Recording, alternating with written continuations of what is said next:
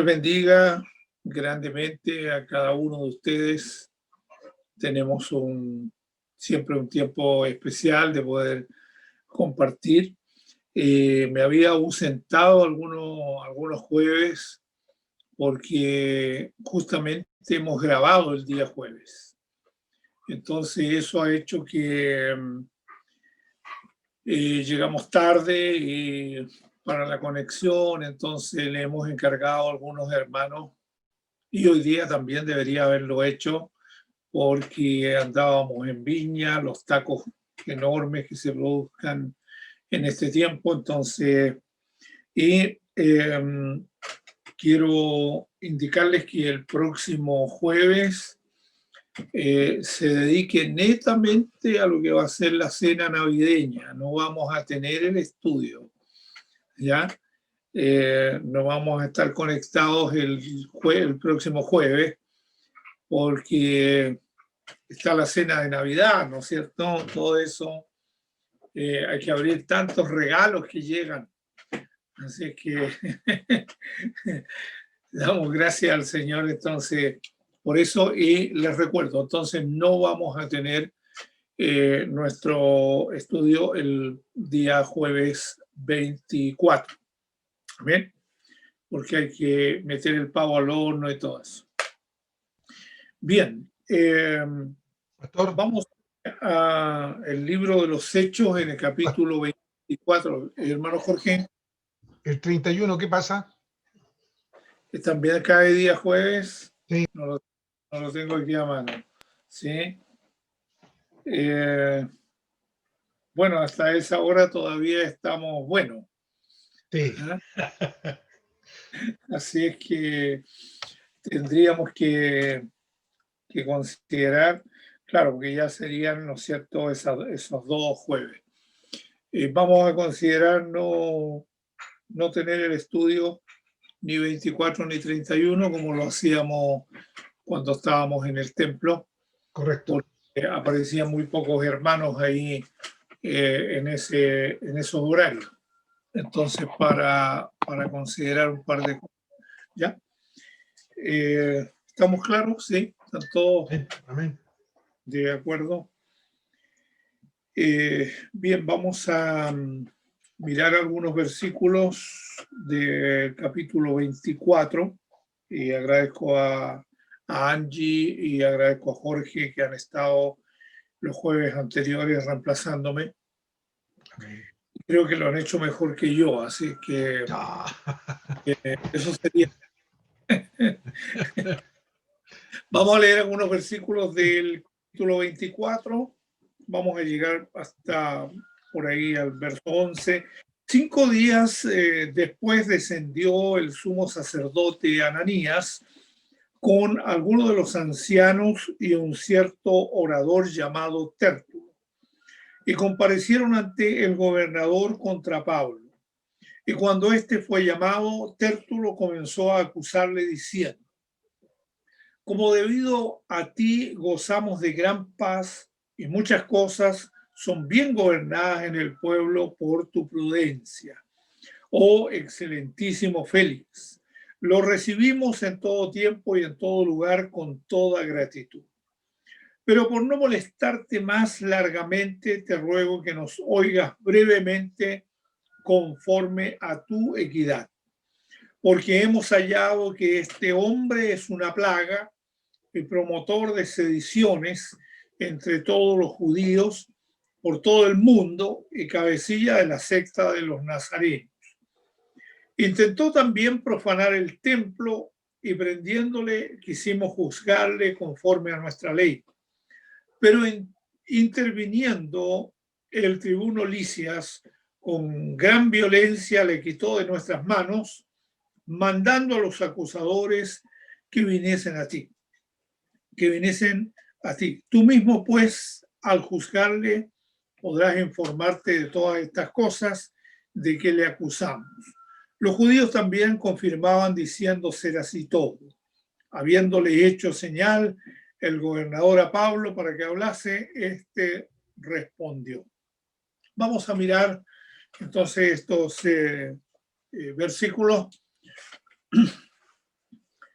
5 días, dice, después que Pablo hubiese partido de Jerusalén para ir a Cesarea, llegó, ¿no es cierto?, este sumo sacerdote Ananías, acompañado también por algunos de los miembros del Sanedrín. Aparecen en la escritura varias de las acusaciones que hay contra Pablo.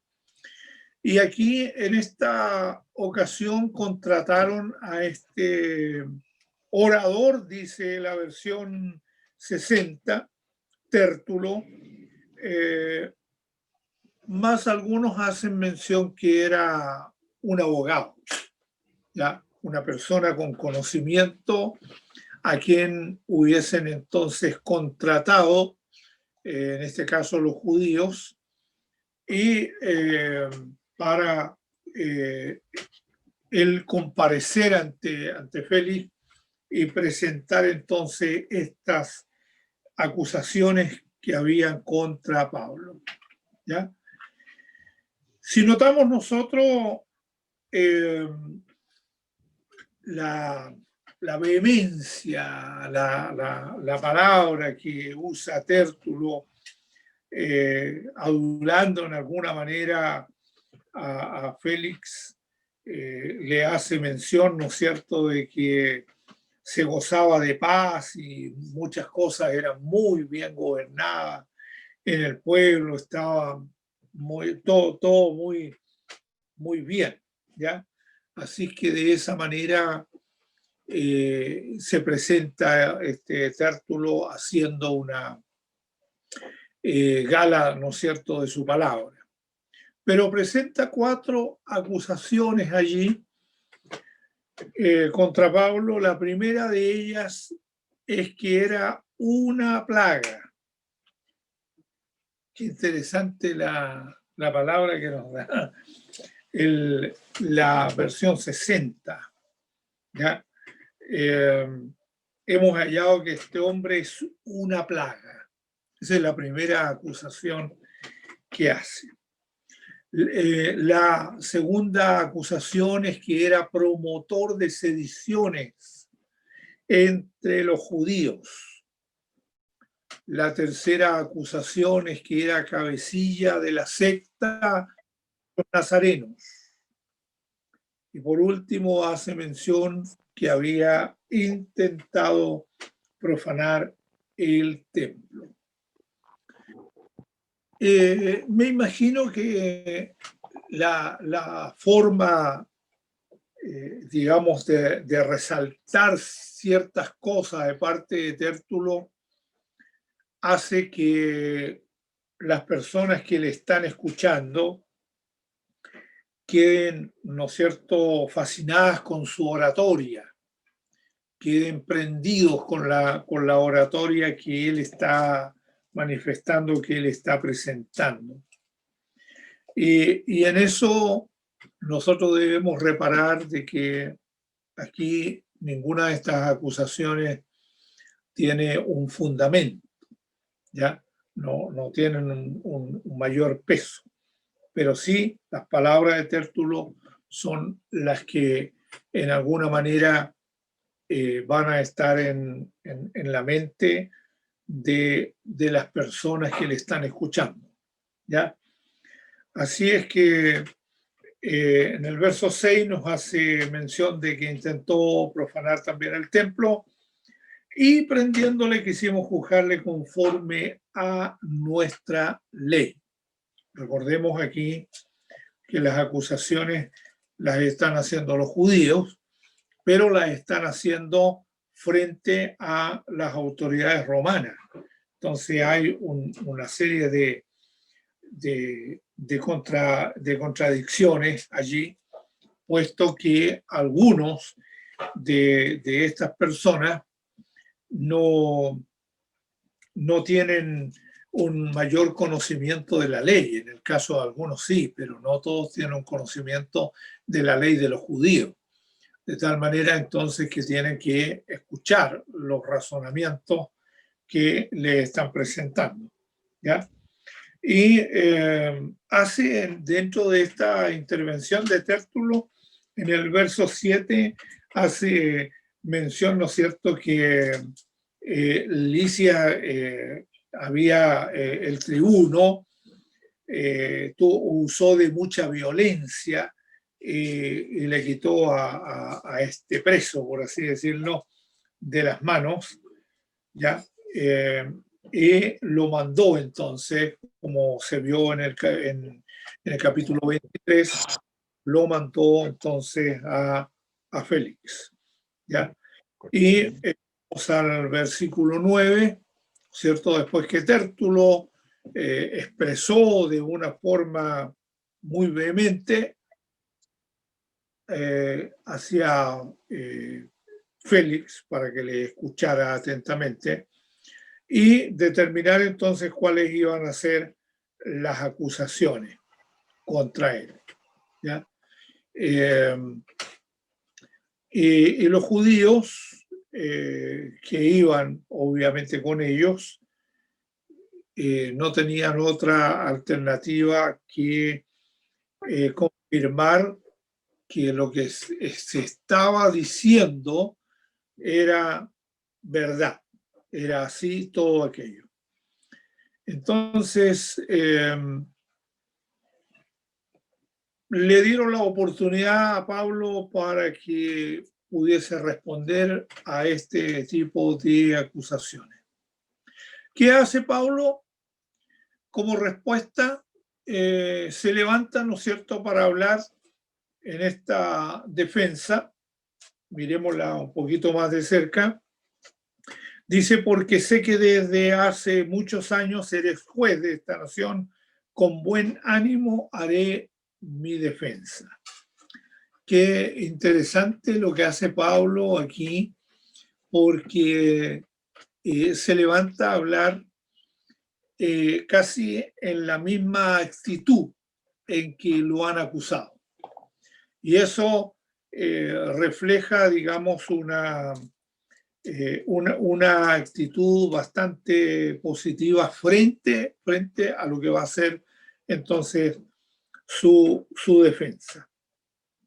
Sé que desde muchos años seré juez de esta nación, con buen ánimo haré mi defensa. Como tú puedes cerciorarte, no hace más de 12 días que subí a adorar a Jerusalén y allí comienza entonces él acerca de esta situación que lo acusa, ¿ya? Dice el versículo 11, hacía 12 días que había subido y el propósito, la intención que tuvo Pablo de subir a Jerusalén fue a adorar y no tenía otra intención, ¿ya? Porque el verso 12 dice que no lo hallaron disputando con ninguno ni amotinando a la multitud, ni en el templo, ni en la sinagoga, ni en la ciudad. Mira qué defensa más interesante presenta aquí, ¿ya? Lo niega él, esta acusación de que él estuviese incitando a los judíos a algún tipo de rebelión, ¿ya? En ningún momento menciona ni en el templo, ni en la sinagoga, ni en la ciudad, he estado haciendo este tipo de cosas, ni agitando a la gente, ¿ya? Entonces, ¿quién pudiese negar ese tipo de cosas cuando todos se habían dado cuenta que él había ido precisamente a la adoración, ¿ya? En la tercera que hacían con respecto a que era cabecilla de la secta de los nazarenos, él hace mención, ¿no es cierto?, que en esta ocasión él servía a Dios. Pero esto te confieso que según el camino que ellos llaman herejía, así sirvo al Dios de mis padres, creyendo todas las cosas que en la ley y en los profetas están escritas. Así es que lo que él está haciendo es que mencionando que de esa forma, de esa manera, él está sirviendo al Dios de los judíos, ¿ya? Creyendo entonces todas las cosas que están escritas. Obviamente está citando el Antiguo Testamento, ¿ya? Lo mismo que creían ellos, él también lo cree, ¿ya? Y aquí les pone de manifiesto algo que ya viene de algunos capítulos anteriores que hemos visto, 21 en adelante, 22, 23, le hace mención de una situación que la verdad es que la primera vez que él lo presenta los divide, ¿ya? Y es el asunto de la resurrección, ¿ya? Entonces, les indica a ellos, precisamente a los judíos ortodoxos, que son los que creen en el tema de la resurrección, ¿ya? Recordemos que los saduceos en los capítulos anteriores, ellos no creen en el tema de la resurrección y les pone justamente esta situación a los dos. Ahora lo hace en su defensa y dice de esta resurrección, intenta entonces mantener una relación que sea buena con el Señor y también con sus semejantes. ¿Qué es lo que está diciendo? No presentó ninguna situación en el templo, ni en la sinagoga, ni en la ciudad, ni en ningún lado estuvo disputando con nadie. Las cosas que hizo las hizo públicamente, ¿ya? Y en el caso de lo que él menciona, estoy en el verso 15, teniendo esperanza en Dios, la cual ellos también abrigan, de que ha de haber resurrección de los muertos, así de justos como de injustos. Una de las cosas que se aprende quizás muy tempranamente en algunos lugares, tanto los institutos bíblicos como en algunos estudios que se van haciendo, es lo que llamamos la apología, ¿ya? O la apologética también, que es el estudio de cómo presentar defensa de la fe, cómo presentamos una defensa de lo que nosotros creemos, cómo lo presentamos. Quiero mencionarles que hace algunos años, varios años atrás, en nuestra juventud dentro de la iglesia, corrían los años en donde se presentaban varias situaciones políticas y varias situaciones bien de confrontamiento. Lo voy a narrar aquí brevemente porque lo he narrado en otras ocasiones. Entonces, nos indicaron, cada sábado hacíamos algo diferente, algo distinto con los jóvenes, entonces con diferentes grupos.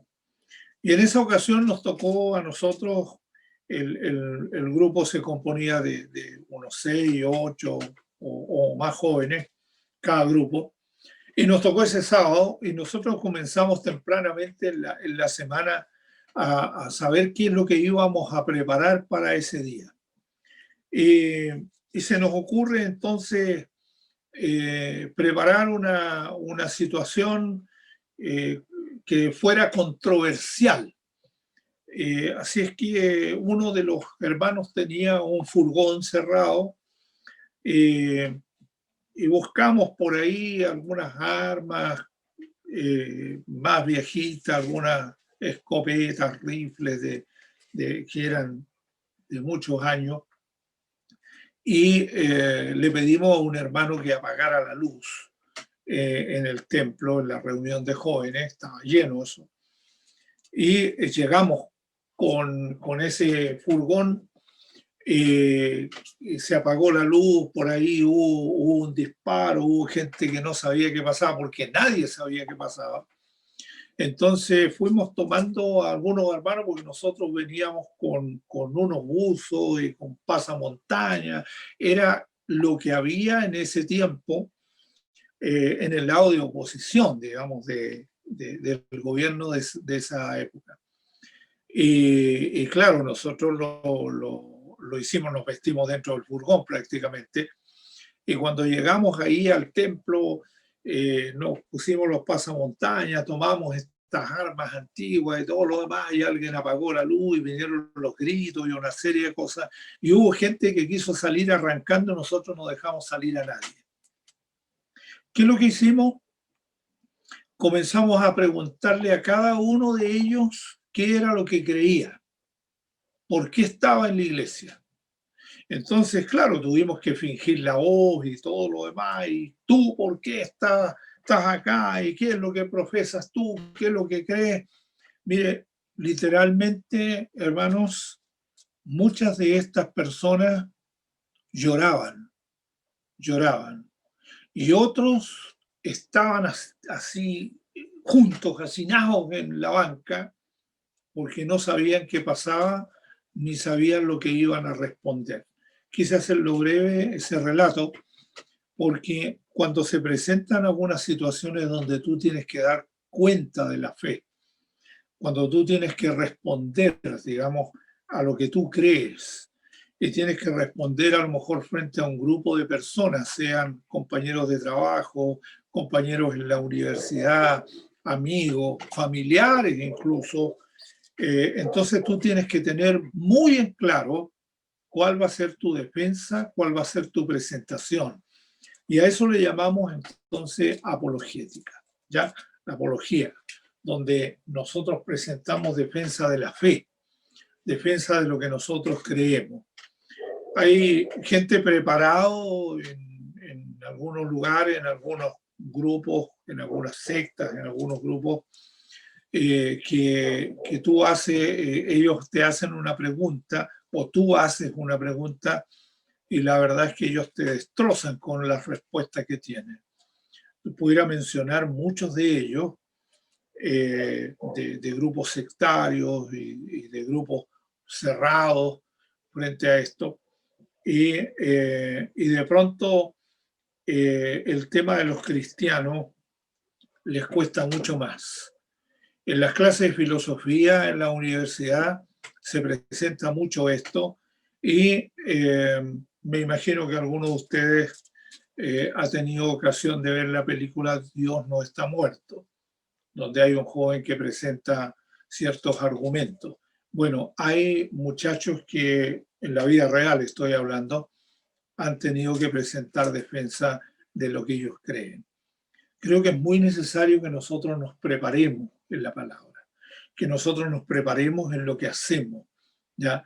En lo que hacemos diariamente y nos preparamos también escudriñando las escrituras. Y si no sabemos algo, lo preguntamos.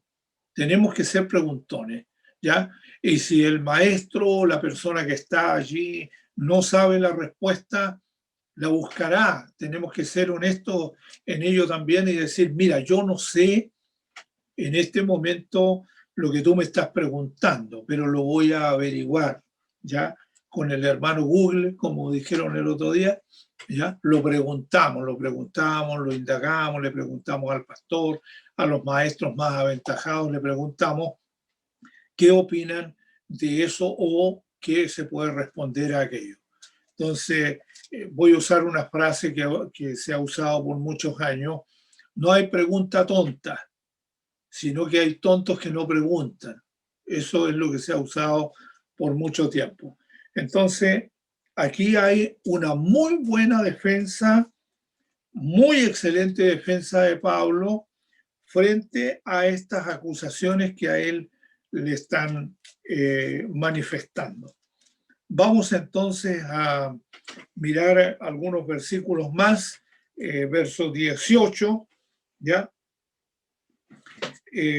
Dice, estaba en ello cuando unos judíos de Asia me hallaron purificado en el templo, no con multitud ni con alboroto.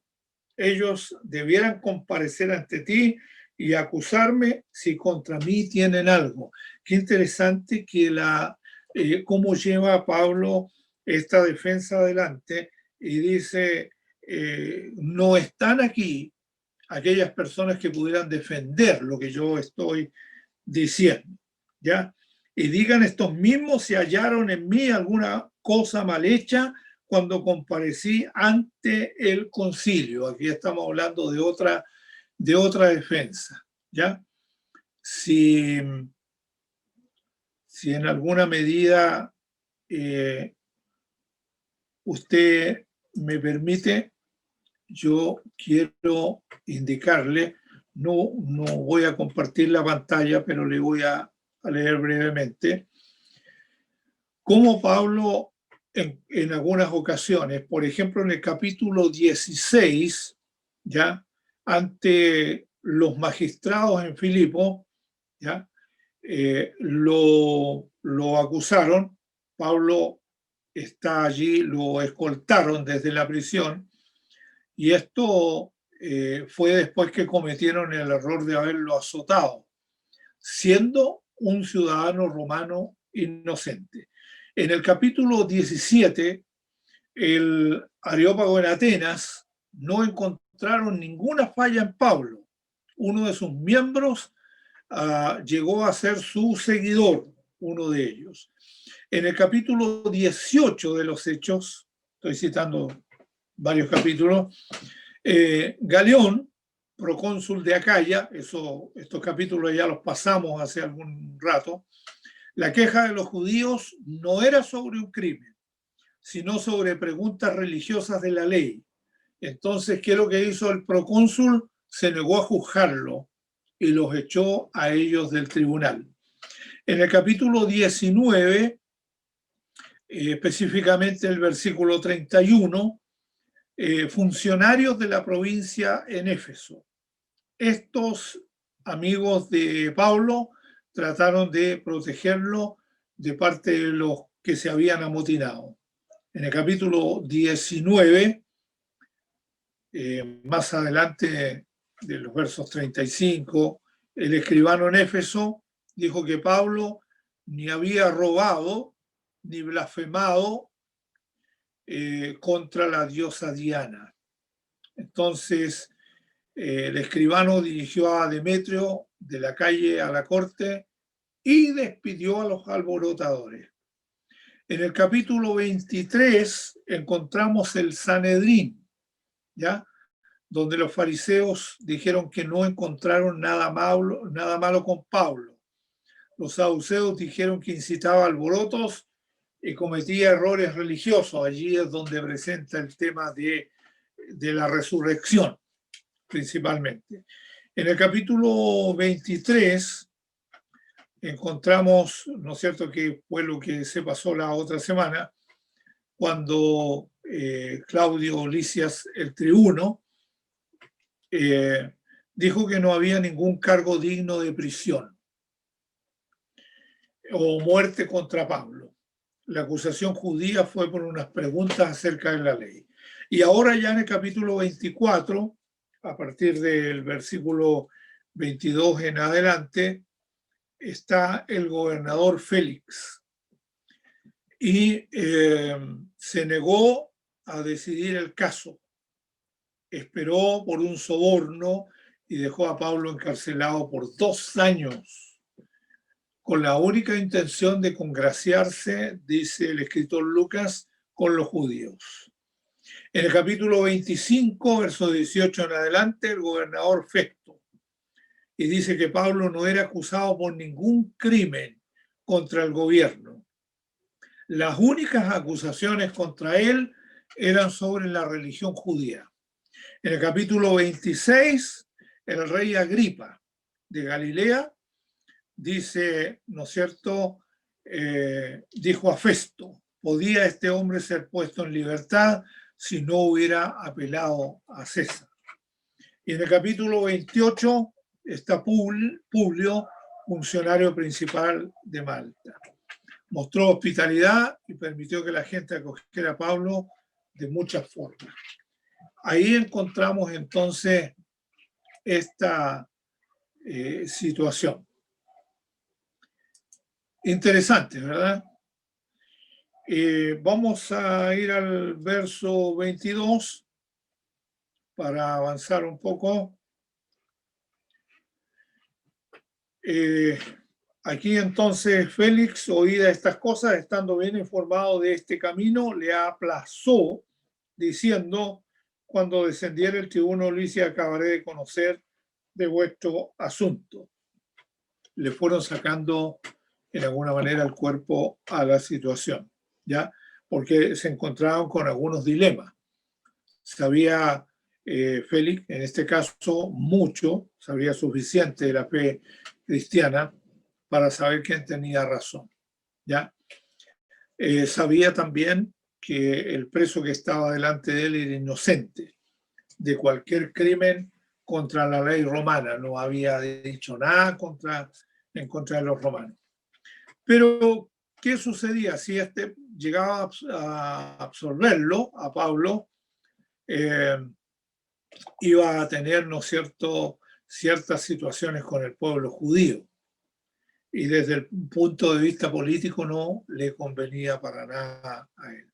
Entonces quiso mantenerse en favor, más bien en favor de ellos, ¿ya?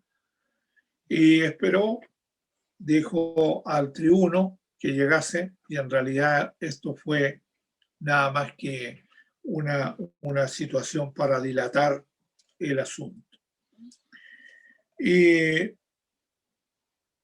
en el verso 23 mandó al centurión que se custodiase a Pablo, pero que se le concediese alguna libertad y que no impidiese a ninguno de los suyos servirle o venir a él. Le podían visitar, podían proveer para sus necesidades y porque no consideraran que fuera un criminal, que fuera una persona, ¿no es cierto?, que iba a estar ahí privado de algunos beneficios. Bien, vamos a concluir este capítulo considerando versos 24 en adelante. Algunos días después, viniendo Félix con Drusila, su mujer, que era judía, llamó a Pablo y lo oyó acerca de la fe en Jesucristo. Pero al disertar Pablo acerca de la justicia, del dominio propio y del juicio venidero, si usted tomó atención en lo que estábamos hablando, en primer lugar, acerca de la defensa de la fe, notemos cómo Pablo trata algunos asuntos que son netamente doctrinales también aquí, ¿ya? Acerca de la justicia, el escritor de los romanos, hermano, el escritor de la carta a los romanos, ¿ya? Del dominio propio, es el escritor de las cartas a Timoteo, ¿ya?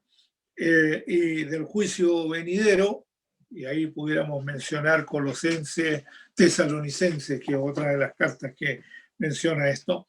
Entonces, lo que encontramos aquí es bastante puntual, ¿ya? Y en el verso 26 se esperaba también con esto que Pablo le diera dinero para que le soltase, por lo cual muchas veces lo hacía venir y hablaba con él. Pero al cabo de 2 años recibió Félix por sucesor, es decir, hubo un cambio a Porcio Festo, y queriendo Félix congraciarse con los judíos, lo dejó preso allí a Pablo. Entonces, vemos varias cosas que fueron muy influyentes aquí para lo que se estaba considerando. Bien, concluimos entonces manifestando que fue cambiado,